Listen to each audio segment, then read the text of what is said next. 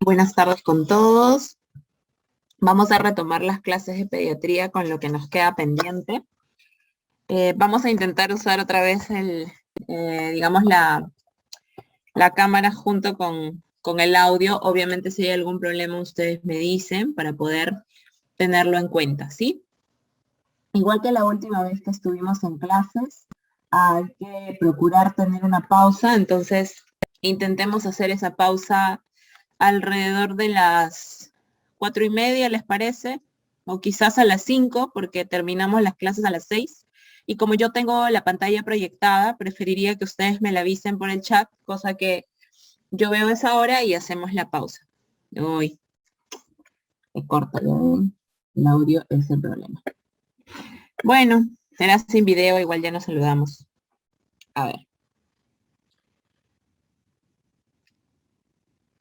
¿Se escucha mejor allí entonces? Allí no se entrecorta todo lo que hablo, supongo.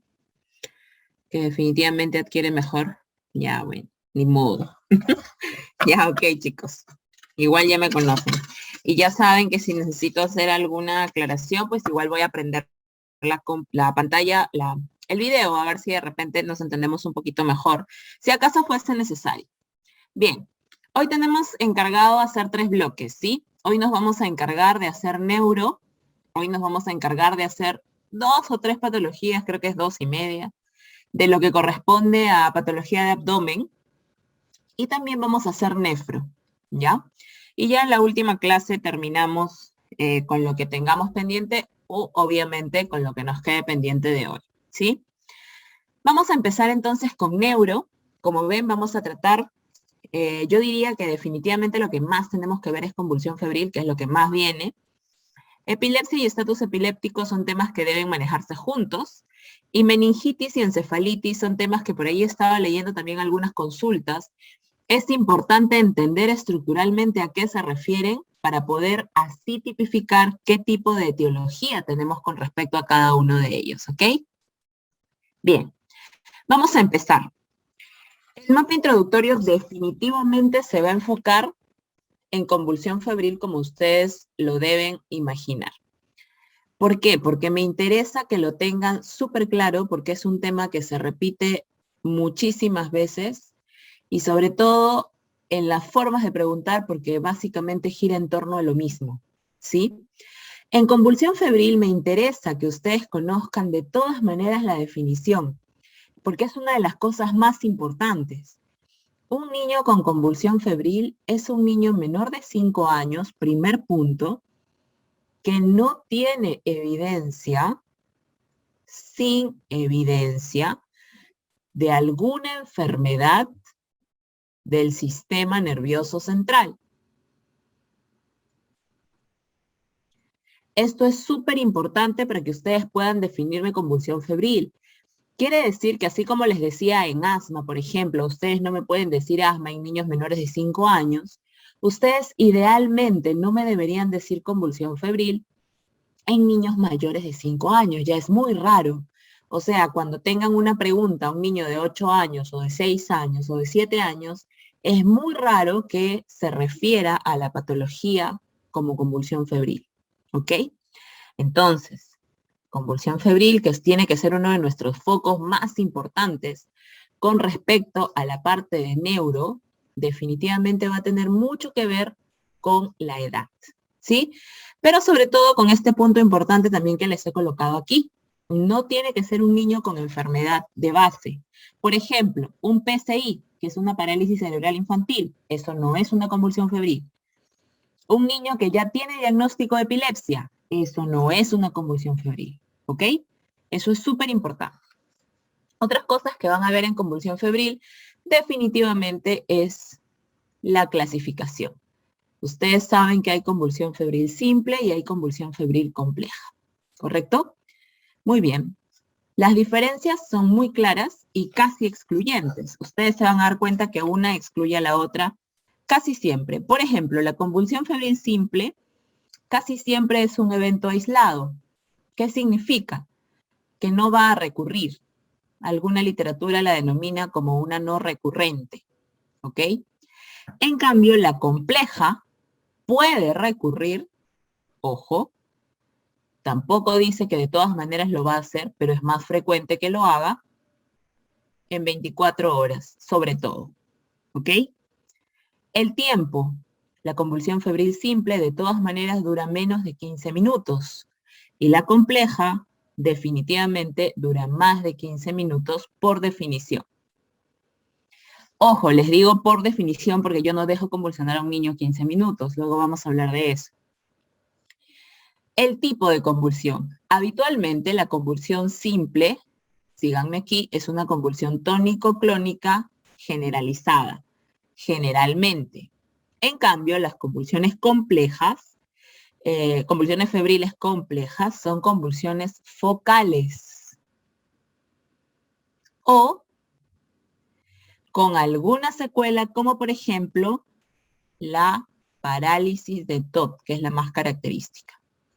¿Qué es la parálisis de Todd? Es lo que queda y lo que se nota cuando ya el niño recupera el posictal y a veces tiene un bracito caído, o no mueve una piernita, o no tiene, o se queda sin algún movimiento del cuerpo, que a veces es temporal, pero el hecho de que lo presente ya lo convierte en una convulsión febril compleja. ¿Correcto? Bien. ¿Qué otra cosa es importante aquí? Hay factores predictores sobre si va a haber recurrencia o no. ¿Qué significa eso? Que a veces les van a preguntar, doctor, ¿y le puede volver a pasar? Ok, sí, a veces sí y a veces no. ¿Cuándo sí? Un niño menor de 1 año. Es muy probable que le vuelva a pasar. Un niño que tenga familiares de primer grado que hayan tenido antecedente de convulsión febril.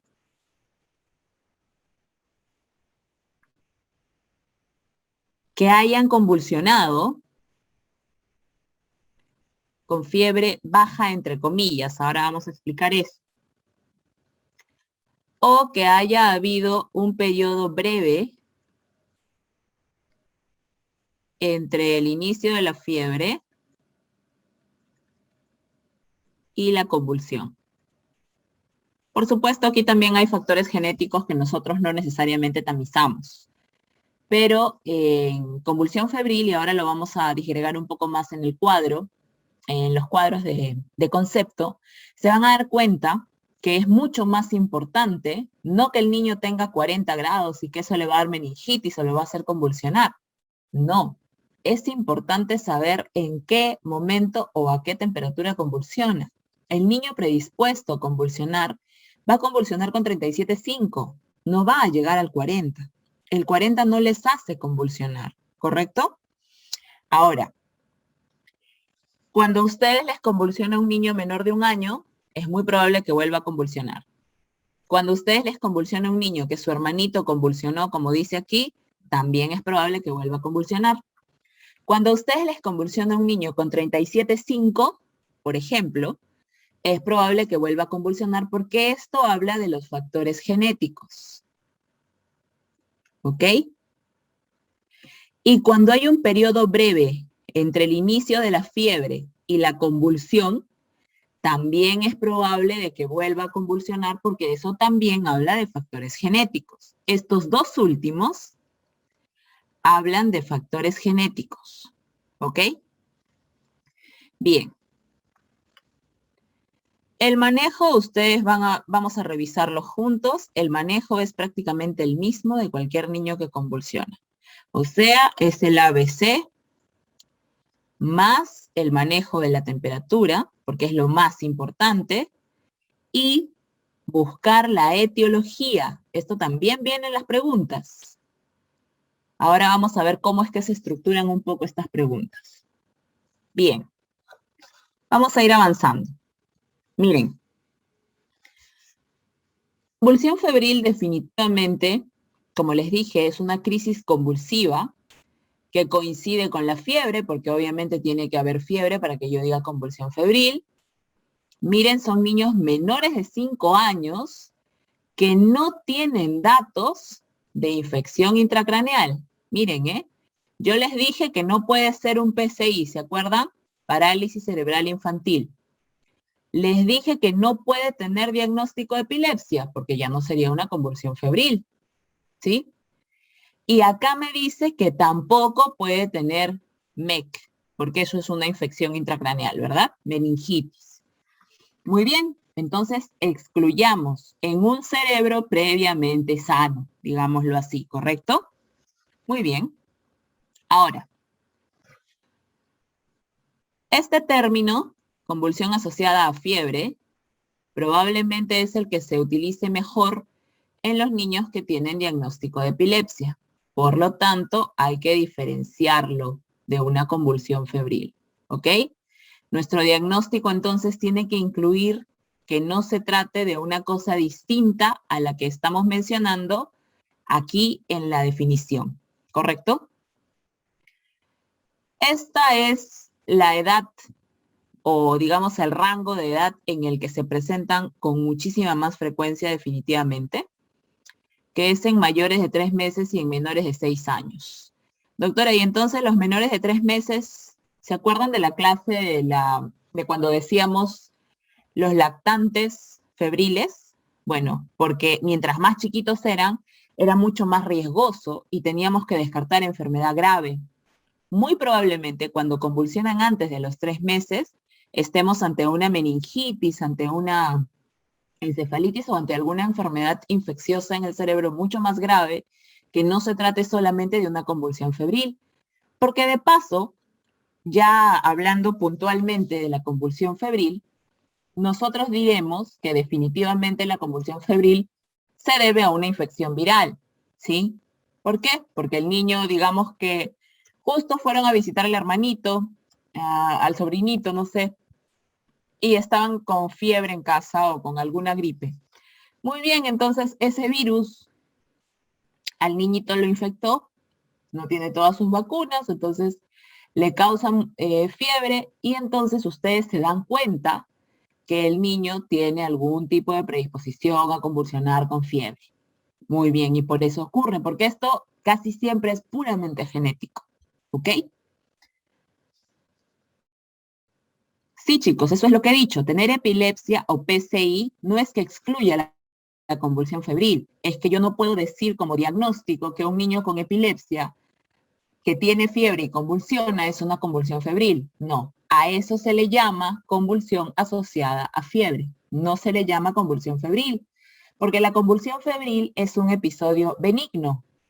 Es un episodio que no va a dejar secuelas en el niño. Y es un episodio que, salvo que producto de ella tú diagnostiques una epilepsia, ojo, no al revés, podrías decir que, ok, te diste cuenta que tenía epilepsia gracias a ello. ¿Ok? Ahora vamos a ver los otros criterios que existen para epilepsia. Hoy mismo lo vamos a revisar para que puedan entender un poco mejor esta parte. Muy bien. ¿Qué otra cosa tiene que estar incluida en nuestro diagnóstico de exclusión? Que no hayan infecciones del sistema nervioso central, porque si esto es una meningitis ya dejó de ser una convulsión febril. Que no haya alteración metabólica que pueda producir convulsiones. ¿Qué alteraciones metabólicas producen convulsiones? Hiponatremia, por ejemplo. Hipomagnesemia, por ejemplo. Eso me puede producir convulsiones. Incluso si son muy chiquitos, hipoglucemia también me puede producir convulsiones. ¿Ok? Y por supuesto, no debe haber historia de convulsiones sin fiebre. ¿Qué quiere decir? Que yo no puedo decir convulsión febril en un niño que la mamá me dice, ah, sí, doctora, ya esta es la tercera vez que convulsiona, pero es la primera vez que convulsiona con fiebre.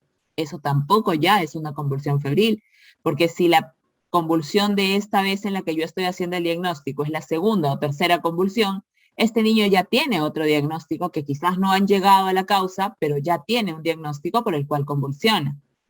¿Correcto? Muy bien.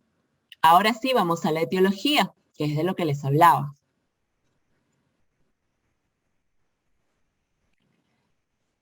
¿Qué cosa es la etiología habitualmente? Básicamente es predisposición genética, porque esta vulnerabilidad del sistema nervioso central te la da la predisposición genética. Así de simple, ¿ok? ¿Puede estar asociada a vacunación reciente? Sí. Se asocia más o menos, y la vacuna más asociada es la SPR. Cuando ha ocurrido una vacunación alrededor de los 7 días previos a que ocurra la convulsión febril, podría ser una de las causas, definitivamente la vacunación. ¿Ok? O, como les dije, el antecedente familiar, pero de primer grado. O sea, padres o hermanos. ¿Ok?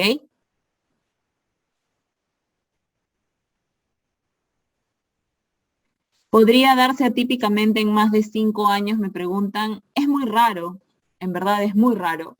Pero de todas maneras, evidentemente, cuando convulsiona un niño por encima de los 5 años, ya se le hacen muchos más exámenes. Ahora, en este tema, como convulsión febril, se van a dar cuenta que prácticamente no les hacemos muchos exámenes porque no lo ameritan. Ahora van a ver eso. Como les mencioné, el factor desencadenante más importante es el incremento brusco de la temperatura. No es la temperatura máxima. Por favor, quítense esa idea de que mi hijito convulsionó porque le dio 40 de fiebre y no se la bajaron. ¿Ok? No. Su hijito convulsionó porque tiene predisposición a convulsionar. No todos los niños convulsionan con fiebre. Hay niños que tienen más de 40 grados de temperatura y nunca han convulsionado. Y tampoco les dio meningitis, por favor. Y acá está lo que les decía, ¿no? Simples y complejas. Siempre vienen estas preguntas, por eso está aquí su Fénix. Porque siempre les preguntan en general las diferencias de una convulsión simple y una convulsión compleja. Entonces, en convulsiones simples y complejas, me interesa que ustedes puedan definir en qué momento se van hacia un lado y en qué momento se van hacia el otro. Así que no se olviden, las simples casi siempre son tónico-clónicas generalizadas, duran menos de 15 minutos, no recidivan dentro de las 24 horas, no se acompañan de anomalías neurológicas posteriores. Aquí se refiere casi puntualmente a TOT, a la parálisis de TOT. La pueden revisar en internet. Y como dice aquí, se presentan, miren, en un 80% como tónico-clónicas generalizadas. Un 15% pueden ser tónicas o atónicas, pero no es lo más frecuente, ¿sí? En cambio, las complejas son focales, no involucran todo el cuerpo. Duran más de 15 minutos o recurren en las 24 horas siguientes, o a veces presentan signos neurológicos en el posictal, ¿correcto? Como este de aquí. Muy bien. Ahora sí. Las complejas pueden ser tónico-clónicas focales. No existe una convulsión tónico-clónica focal. Cuando uno tiene una convulsión tónico-clónica es generalizada. Las focales se presentan en un solo miembro o en un solo segmento del cuerpo. Hay que revisar esa clasificación, ¿de chicos? Bien. Pregunta importante también. ¿Cuándo realizar punción lumbar? Así como les dije, cuando veíamos lactante, que a todo lactante pequeño con fiebre, lamentablemente la norma dice que se le tiene que realizar punción lumbar. Cuando una convulsión febril es tributaria de una punción lumbar, si les estoy diciendo que idealmente deberían ser entre 3 meses y 5 años. Obviamente va a ser en niños pequeños, ¿sí? Número 1.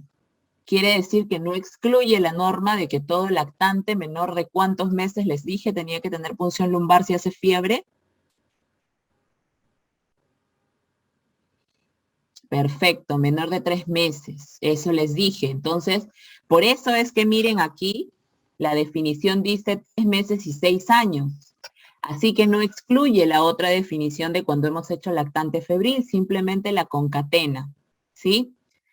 Me preguntan a qué me refiero con periodo breve entre el inicio de la fiebre y la convulsión, en que a veces hay mamás muy acuciosas, eso no se ve todo el tiempo, pero hay mamás muy acuciosas, que están todo el tiempo mirando, ay no, mi hijito está un poco quejumbroso, está irritable, y están toma y toma y toma la temperatura. Tomaron la temperatura y estaba en 37,4. Y de repente se dieron la vuelta a buscar el Panadol, se demoraron, no sé, un par de minutos en la cocina, retornaron a darle el Panadol y encontraron al niño convulsionando. Quiere decir que tardaron menos de 5 minutos en ir de un lugar a otro y ya el niño estaba convulsionando, lo cual quiere decir que la temperatura subió en menos de 5 minutos, hasta 38 o 39, o sabe Dios con cuánto habría convulsionado. A este periodo se refiere, no es que haya un tiempo estándar para un periodo breve. Muy bien. Entonces les decía que, número uno, son muy bebitos, ¿no? Vamos a poner por aquí, lactantes menores de 3 meses. Hay que hacerles punción lumbar totalmente. Me preguntan si convulsión asociada a fiebre incluye epilepsia o a otras enfermedades. Yo les he dado un ejemplo, epilepsia y parálisis cerebral infantil, pero hay muchísimas otras enfermedades neurológicas. Yo lo que quiero que con lo que se queden ustedes es que esta convulsión febril tiene que cumplir como criterio súper importante y básico cerebro previamente sano. ¿Ok? Muy bien, continuamos. Haremos punción lumbar cuando hay un cuadro sugestivo de infección del sistema nervioso central. Y aquí quiero hacer una cápita importante. ¿A qué edad aparecen los signos meningios? ¿Se acuerdan?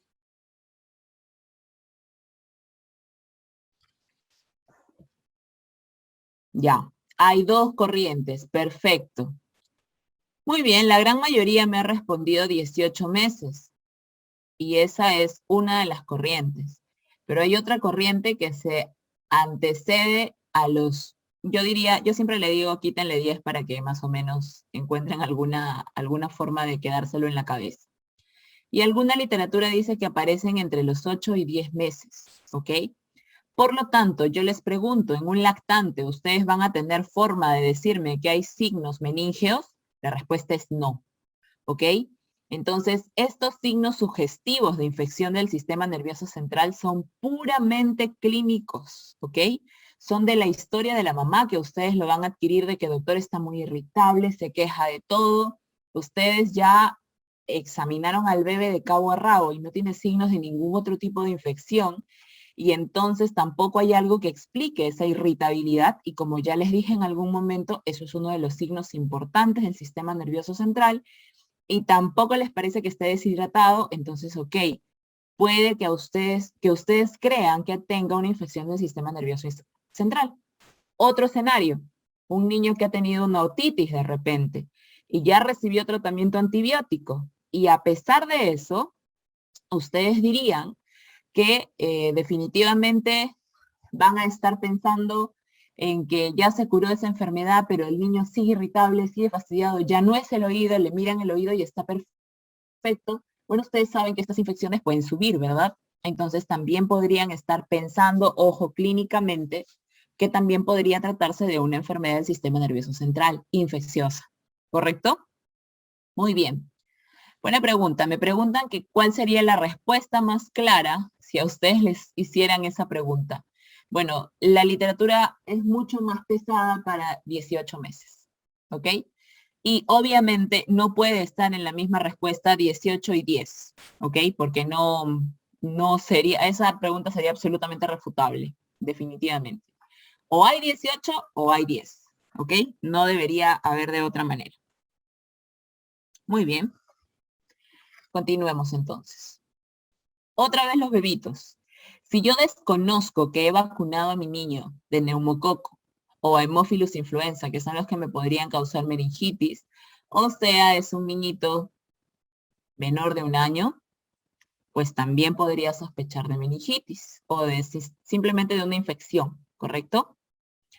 Un paciente que está tomando antibióticos no me va a permitir decidir o tener con certeza yo la convicción de que no es un cuadro infeccioso. También lo punzamos. O el niño ha presentado una convulsión en su segundo día de fiebre. Miren qué importante. Quiere decir que mi niño está con fiebre hace una semana y convulsiona hoy. Raro, eso ya no es una convulsión febril. Mi niño está con fiebre desde hace 2 días, doctora, y recién hoy ha convulsionado. Tampoco es normal, porque los niños que tienen convulsión febril como tal, o sea, predisposición genética a convulsionar con fiebre, van a convulsionar desde el momento en el que tengan la fiebre, no después. Los niños que mantienen estatus epiléptico, O sea, más allá de los 15 minutos, siguen convulsionando. Y ya yo estoy en la UCI, ya estoy a punto de sedarlo para poder pasar al siguiente paso del manejo de la convulsión. Eso tampoco es normal, amerita una punción lumbar. ¿Ok? Cualquiera de estos escenarios amerita una punción lumbar. Siguiente pregunta que nos tenemos que hacer. ¿Le haremos electroencefalograma? No. Ahí sí la respuesta es prácticamente no. No está indicado en la evaluación de un niño que es cerebro previamente sano. Ojo, mucho menos si ha tenido una convulsión febril simple. ¿Y si ha sido compleja, doctora? Depende del neurólogo. Casi siempre las convulsiones febriles complejas deben tener evaluación por el neurólogo pediatra. ¿Ok? Siguiente pregunta. ¿Le vamos a hacer alguna imagen? Tomografía, resonancia, angiografía. Bueno, ahí la respuesta es quizás. ¿De qué depende? De muchas cosas.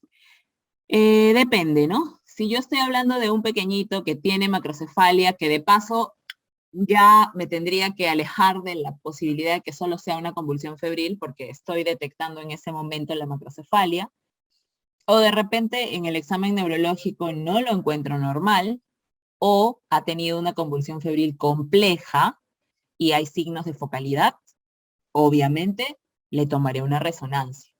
Pero si lo que me parece que tiene son signos de hipertensión intracraneana, entonces le tomaré una tomografía. Pero ahí sí ameritaría una imagen, ¿sí? Sobre todo resonancia. Muy bien. ¿Cómo lo manejamos? ¿Qué es lo que sucede entonces? Es un niño con una crisis o con una convulsión, como lo quieran venir, que tiene fiebre, ¿correcto? Eso es lo que constituye la convulsión febril. Perfecto. Convulsión febril. Puede ser simple o puede ser compleja. Esto está tomado de un artículo donde estamos hablando también de convulsión con fiebre, así que no se distraigan con este cuadro, pero sí me interesa que lo comparemos, por eso lo he colocado aquí. Primero, nosotros concentrémonos en este cuadro del que les estoy hablando. Convulsión febril, simple o compleja, ¿correcto? Muy bien.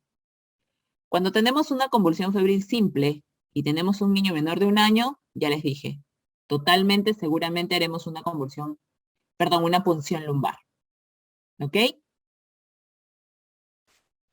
Me preguntan si el estatus por definición es 30 minutos. Sí, sí, el estatus sigue siendo por definición 30 minutos.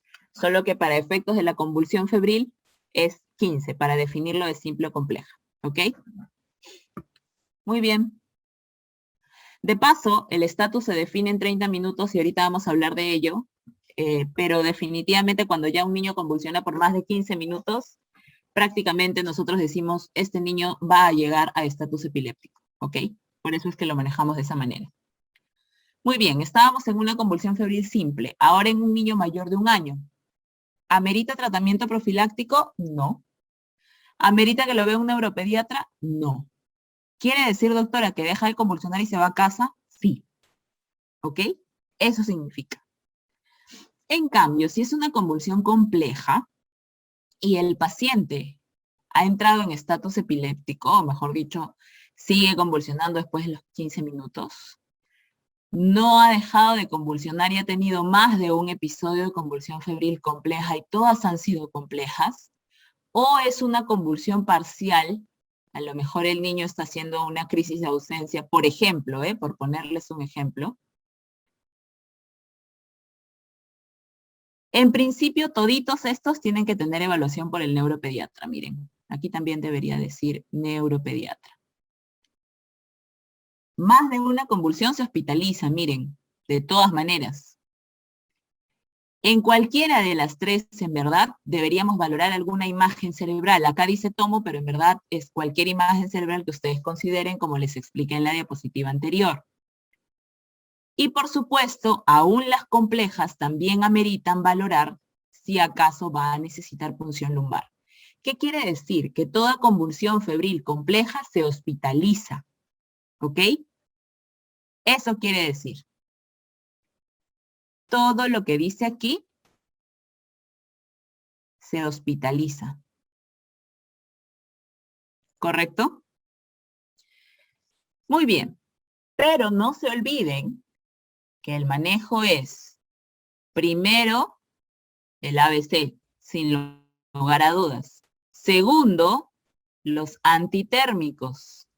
O sea, hay que bajar la temperatura. Si la causa de la convulsión es la fiebre, bajemos la temperatura. Y tercero, buscar la etiología. Cuando ya el niño dejó de convulsionar, ya le bajé la fiebre, entonces ahora tengo que preguntarme por qué convulsionó. Lo examino, tiene la garganta roja. Ah, ok, es una faringitis. Lo examino, tiene el oído con el tímpano abombado y opaco. Ok, es una otitis. Y prescribirán el tratamiento para la infección subyacente. ¿Ok? A esto se refiere lo que dice por aquí profilaxis. En algunos pacientes seleccionados y a criterio del neurólogo pediatra, ameritan recibir tratamiento anticonvulsivante profiláctico, porque los niños hacen fiebre todo el tiempo, o a veces durante lo que dure, valga la redundancia, la infección que yo crea que tenga, el neurólogo pediatra decide darle tratamiento profiláctico. Se da con diazepam. De paso, aquí no tenemos diazepam vía oral, hay que mandarlo a preparar, existen en otros países. Y algunos prefieren manejarlo simplemente, obviamente no el neurólogo, sino el pediatra, dándoles algún antitérmico en horario, ¿no? Para evitar que vuelva a subir la temperatura. Pero nada más, ¿ok? Ojo que esto quiere decir que quizás después de una convulsión febril compleja, yo hice todos los estudios y todo salió negativo, igual el paciente se va a casa con las medidas de prevención y nada más. Y obviamente yo indicándole a la mamá y explicándole a la mamá los signos de alarma que podría tener. ¿Comprendido? Ácido valproico como profilaxis en convulsión febril, no.